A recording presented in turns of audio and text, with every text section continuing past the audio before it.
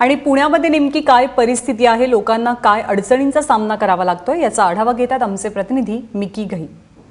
नोटाबंदीच्या निर्णयानंतर नोटांची चणचण लोकांना जाणवली होती, परंतु काही महिन्यानंतर एटीएम मधून 2000 आणि 500च्या नोटा लोकांना मिळू लागलेल्या होत्या।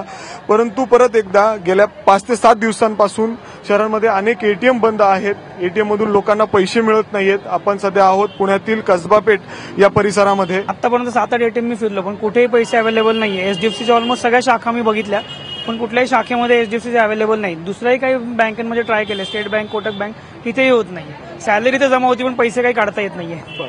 सॅलरी जमा झालेली आहे, पैसे काढता येत नाही। काका, किती एटीएम फिरलात तुम्ही? बाहेरून आलाय?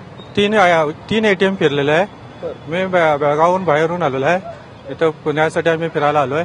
मला पैशाची गरज होती, परंतु एकही एटीएम मध्ये पैसे भेटले नाही मला। सगळे जवळजवळ एटीएम बंद आहेत। त्याचबरोबर आम्ही डेक्कन असेल, बालगंधर्व चौक असेल, रेव्हेन्यू कॉलनी असेल, शिवाजीनगर, त्या ठिकाणी देखील पाहणी केली असता काही एटीएम त्या ठिकाणी सुरू आहेत। जसं डेक्कनचं एक महाराष्ट्र बँकचं एटीएम आहे ते सुरू आहे।